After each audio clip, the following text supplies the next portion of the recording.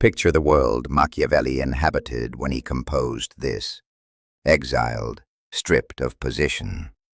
The political aristocracy of Florence had discarded him like an exhausted instrument. He existed in a cramped farmhouse beyond the city boundaries, while the men he once counseled consumed wine from precious metals and manipulated power like amateurs handling explosives.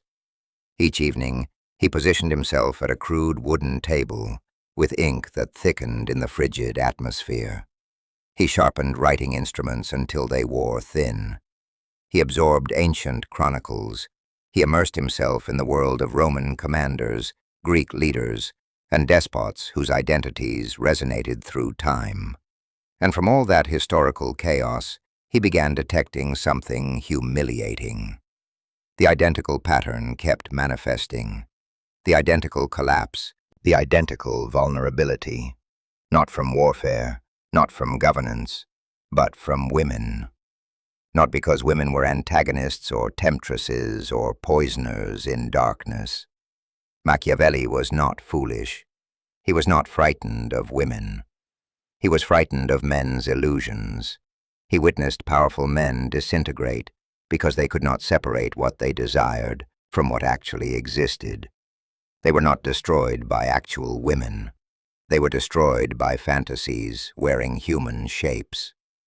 So one evening, in a moment of frustration and perhaps compassion, he inscribed a note that future scholars would forget, dismiss, or bury in footnotes. But if you examine it carefully, if you comprehend the way his consciousness operated, you realize it is not a note at all. It is a diagnosis.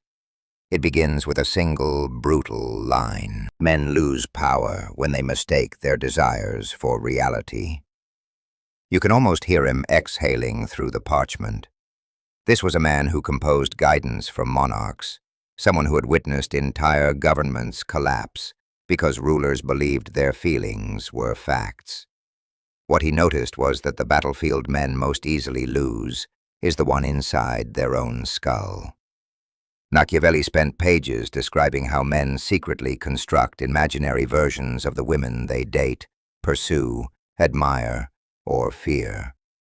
He said, most relationships are not between two people.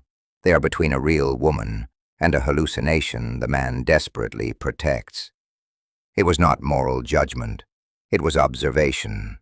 The same way he observed that armies fall apart when the general believes his soldiers are braver than they are. The same way princes lose kingdoms because they think loyalty is automatic instead of earned. He saw ordinary men make the same mistake in their personal lives. He wrote about merchants who destroyed their fortunes, chasing women who offered them admiration, but never commitment.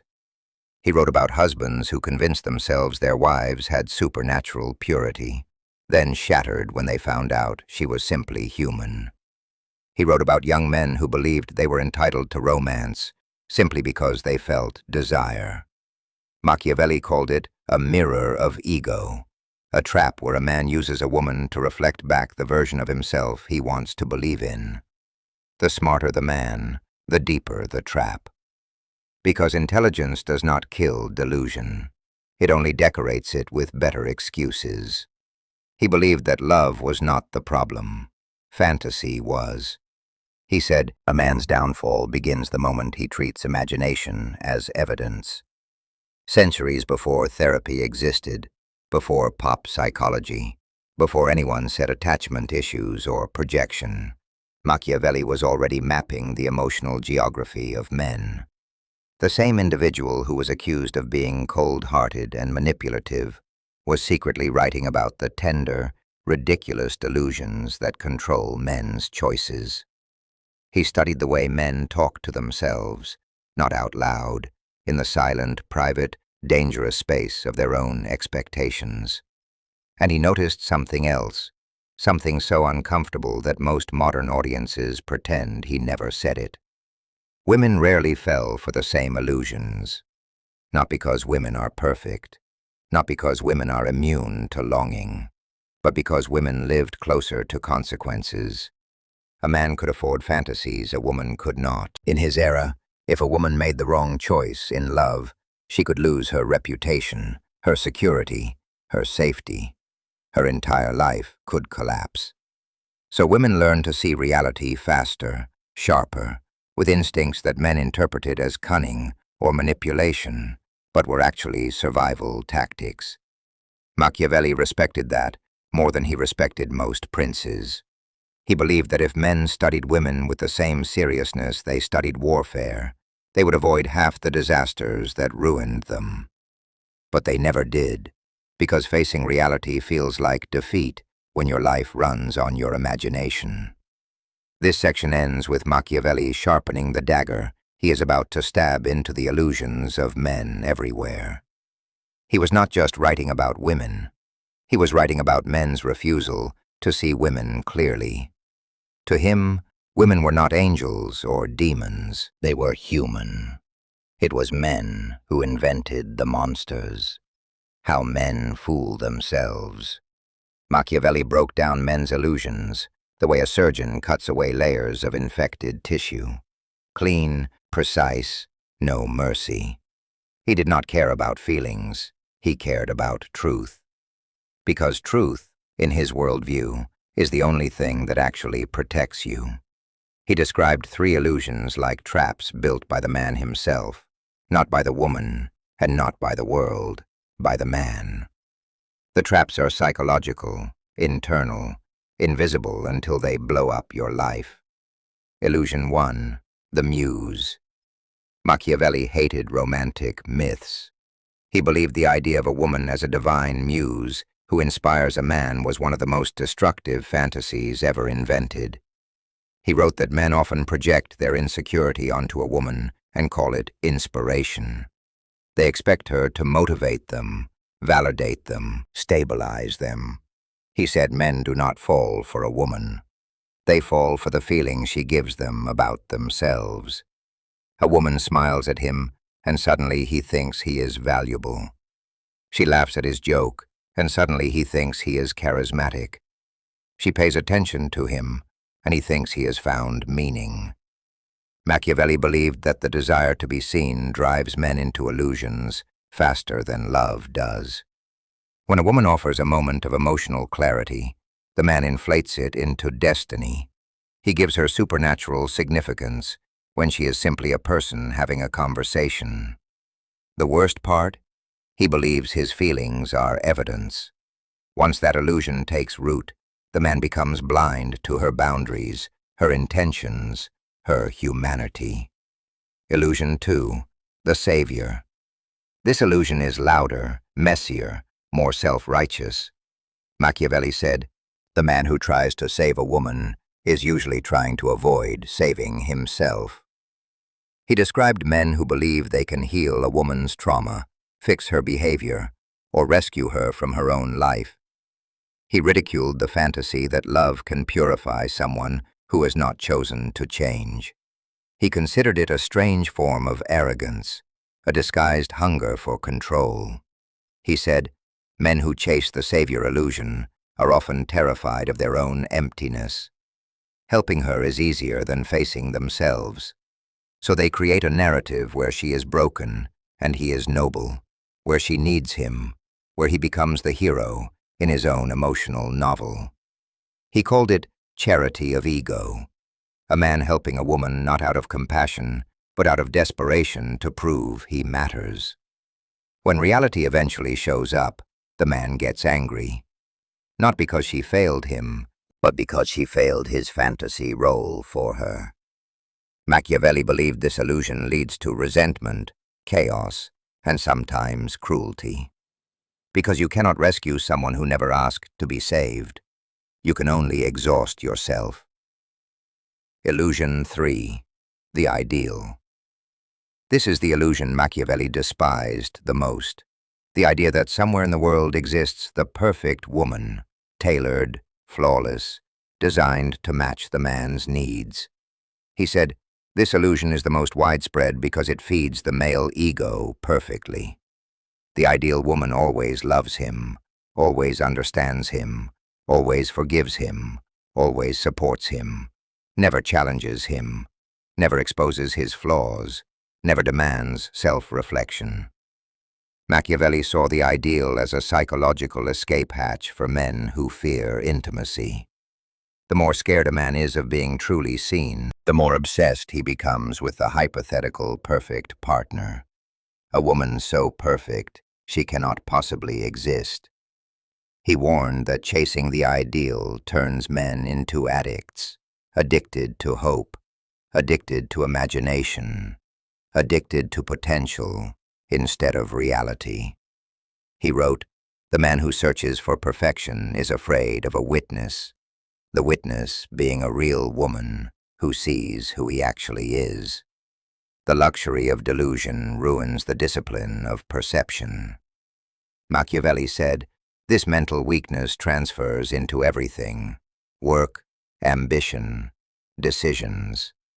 You do not just fool yourself in relationships, you fool yourself everywhere. The illusions blur into life choices." He said, "Men who lie to themselves in love will lie to themselves in politics, economics, and self-governance. They become unreliable rulers of their own lives. They lose power not because someone stole it, but because they traded it away for fantasy." Machiavelli believed the man who cannot handle the truth about women cannot handle the truth about anything.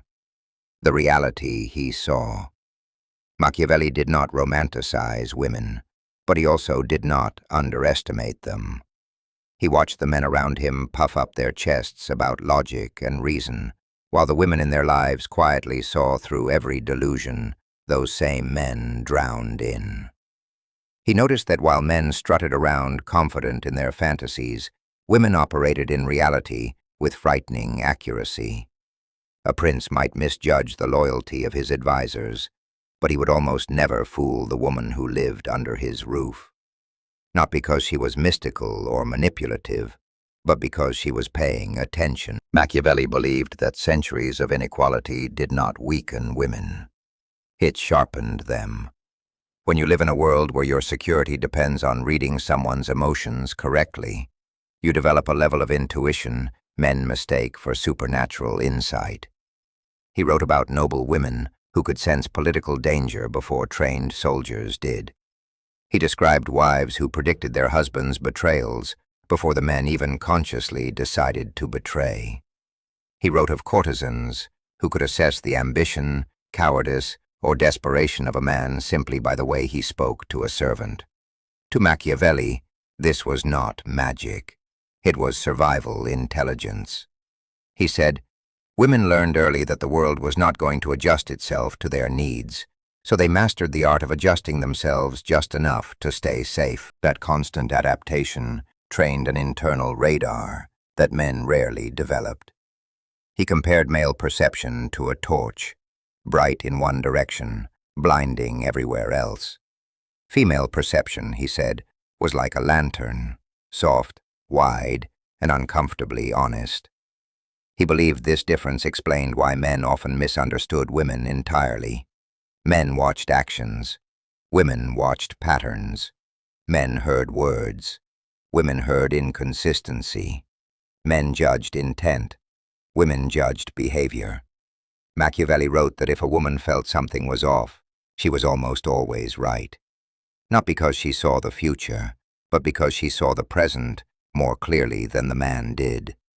He saw it in political families, merchant houses, marriages, and scandals. Men fell for flattery. Women noticed the twitch in the flatterer's eyebrow. Men trusted promises. Women trusted history. Men used power to feel secure. Women used understanding to survive. He once wrote that a man with authority often loses judgment, while a woman with none develops it to perfection. When men were armed with influence, money, and status, they did not bother learning people. They did not have to. Women lacking those shields became experts. Their intellect was not optional. It was defense. He was not praising women for being saints. He was admiring their strategic instinct. He thought it absurd that men interpreted that instinct as manipulation. In his mind, If the world forced you to read the room to stay alive, how could that possibly be manipulative? It was competence. He described the average man as politically naive in his personal life. A man could navigate alliances between nations, but fall apart because he did not understand the intentions of the woman he was sleeping beside. He called it tactical blindness, the tendency for men to study the external world more seriously than the internal one. To Machiavelli, the internal world was the real battlefield, the world of motives, sensitivity, suspicion, trust, and intuition. Women lived in that world, whether they wanted to or not. Men visited it rarely, and usually tripped over their own pride as soon as they did. He believed the imbalance was so extreme, he called women the uncredited political force of every household, not because they conspired, but because they knew more than the men realized. Men underestimated them because it felt safer to underestimate them. Machiavelli warned that a man who does not respect a woman's intelligence is not superior. He is vulnerable because the person you ignore is the person you cannot predict. And the person you cannot predict is the one who can ruin you without lifting a finger.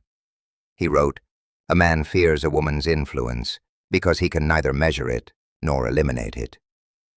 What did he mean? Influence shaped by perception is invisible.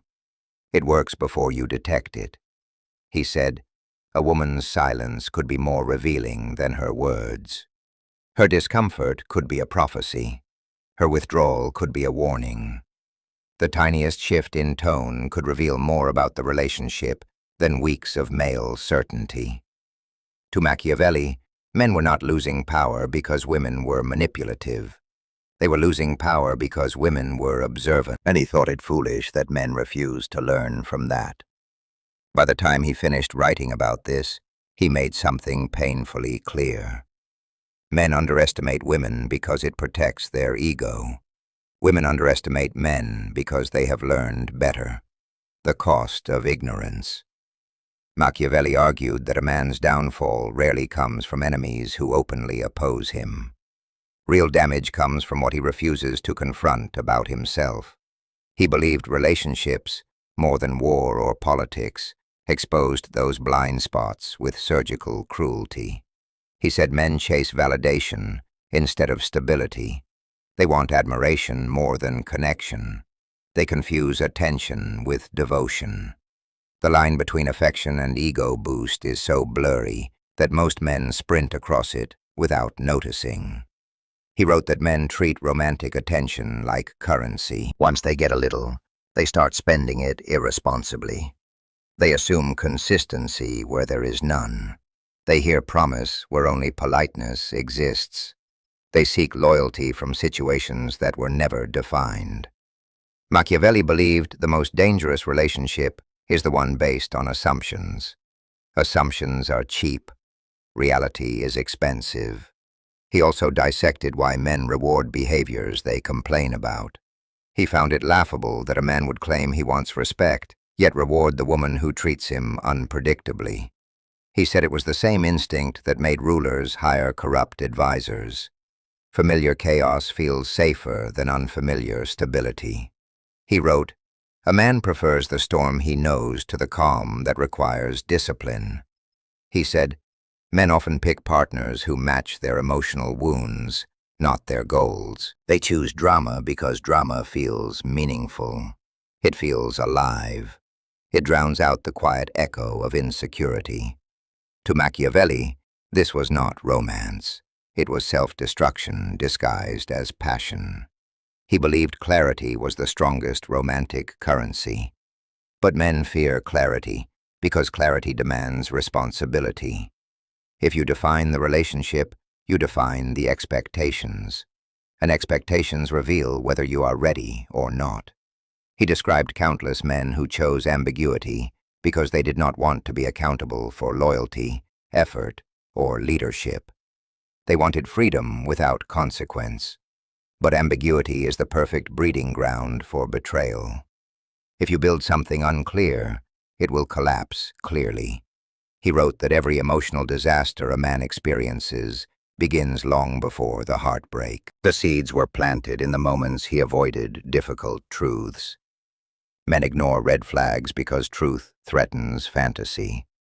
Once truth enters the room, fantasy dies, and fantasy is addictive. He said, "The man who runs from small truths will be destroyed by large ones." He studied how men responded to warnings. He noticed that women often warned men early, subtly, repeatedly, not always with words, sometimes with impatience, withdrawal, hesitation, or discomfort. These signals were not manipulation. They were communication. Men ignored them because the warning clashed with the illusion. He believed ignorance has a price, and the price always includes humiliation. Men think heartbreak is the disaster. Machiavelli said the real disaster is the loss of self-respect that comes from ignoring your own intelligence. He wrote about men who realized too late that the red flags were not clues about her. They were clues about him, his insecurity, denial, pride, and emotional laziness. To him, the real danger was not losing a woman. It was losing clarity. He argued that relationships do not ruin men. Men ruin themselves, and relationships reveal it. Women become mirrors not because they choose to be, but because intimacy exposes everything. He ended this section with a harsh truth. A man who cannot face truth in love cannot face truth in life. That was his warning. Not a curse on women, a diagnosis of men. The core message. Machiavelli's central warning could be summarized in one phrase: master yourself or be mastered. He did not couch it in niceties. He did not sprinkle it with flowery metaphors. To him, love is a battlefield. Desire is a trap, and the greatest casualties are the men who refuse to see the terrain. He insisted that understanding a woman is impossible without first understanding yourself. Because every illusion you carry, every hope, fear, insecurity, and ego-driven assumption distorts reality. The woman is not the obstacle. Your unexamined mind is. He wrote about men obsessed with winning affection. Winning as if love were a game of strategy instead of a reflection of compatibility and honesty. These men spend years building plans, manipulating appearances, and convincing themselves that desire is evidence of compatibility. Machiavelli saw this as the ultimate human folly. He argued that a man's mind is like a city. If the walls are crooked, if the streets are cluttered, if the towers lean on shaky foundations, the city falls apart. You cannot expect stability outside when your interior is chaotic. Women, he believed, sense the structural integrity of this city immediately. They perceive whether the foundation is solid or rotten. He outlined the consequences of ignoring this principle. Men attract partners who amplify their weaknesses. Men remain blind to manipulation, not because women are deceptive, but because they themselves refuse scrutiny. Men repeat the same mistakes in relationship after relationship, each time believing the problem is external. Machiavelli insisted that clarity of mind is the only way to navigate desire safely. A man must 1. Identify his weaknesses without flinching. 2. Accept the uncomfortable truth of his motives. 3. Recognize that emotions are signals, not instructions. 4. Distinguish between projection and perception. Without this self-mastery, he wrote, men are doomed to be deceived by their own fantasies, and the world reacts in turn, not out of malice, but out of inevitability. He even went further, touching on a concept few modern men would consider without irony: discipline in emotion. Not suppression, not avoidance, understanding, observing, acting with intent rather than impulse. He described it as mental fortification, a way to approach relationships as both human and strategic, as both emotional and rational. Machiavelli argued that this was not cold-hearted, it was survival. He warned that ignoring this advice leads to repeated disaster. Not because women are untrustworthy, but because a man's ego is fragile. He tries to protect it by ignoring reality, creating stories that are kinder than the truth, imagining loyalty where none exists. The ultimate irony, Machiavelli noted, is that men chase women to complete themselves, when in reality they need to complete themselves before they can see clearly. Otherwise, the pursuit is not love, it is desperation.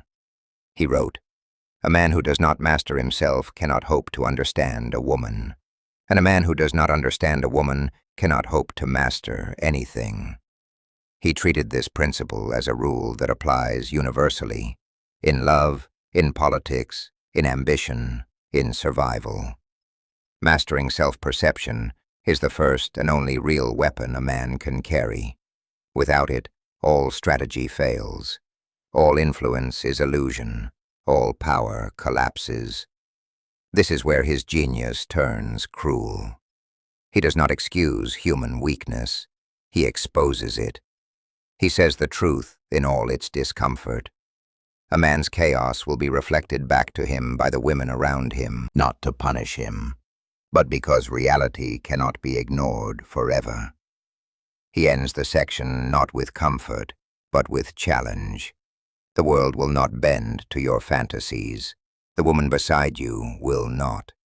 Only you can decide whether to live in illusion or survive in clarity. The final warning. Machiavelli closes his message with the sharpest edge of all. The final warning is simple. Fear is misdirected. Men fear women. They fear rejection, betrayal, emotional pain. They imagine women as unpredictable forces of chaos. Machiavelli turns this on its head. Men should not fear women. Men should fear themselves, the aspects of themselves that women inevitably expose, the ego, the denial, the cowardice, the laziness, the projection. He described women as mirrors, not because they enjoy reflecting men's flaws, but because intimacy reveals what cannot be hidden. A woman does not need to act. Her presence alone can illuminate the cracks in a man's character. He gave countless examples. Princes who lost kingdoms because they misjudged their advisors. Husbands who lost respect because they ignored reality. Sons who squandered legacies because they believed their fantasies. In each case, women played no role other than reflecting truth. They became the inadvertent arbiters of consequence. Machiavelli warned, the reflection may be uncomfortable. It may be humiliating. It may demand change. But it is the only path to strength. He emphasized that men rarely recognize the danger until it is too late. They misinterpret warning signs, misread behavior, and mislabel insight as manipulation. And when disaster finally arrives, they blame external forces, the woman, the enemy, fate itself, never themselves. He was brutal. Self-awareness is not optional. The failure to recognize the truth about oneself leads to repeated cycles of destruction. Heartbreak, frustration, failure in ambition, loss of respect. All are symptoms of refusing to see reality clearly. He concluded with one line, meant to burn into the mind. Do not fear women. Fear the parts of yourself they reveal. He left it ambiguous whether this was advice, prophecy, or a curse. Perhaps all three. But the message is unmistakable. Every man's greatest enemy in love, ambition, and life is himself. Women, in their clarity, simply highlight the battleground. And then, in the last few sentences, Machiavelli offers hope disguised as warning. The truth revealed by women can destroy you, or it can empower you. The difference is whether you are willing to confront your own chaos. This is not about domination or manipulation. It is about awareness, discipline, and courage. The courage to face the parts of yourself that are easiest to ignore. The courage to admit mistakes. The courage to abandon illusions. Machiavelli's final note is as cold as it is raw. You can endure every external threat, survive every external battle, and still lose everything if you cannot endure the war within yourself. That war is revealed in women, and only in confronting it do you gain true power.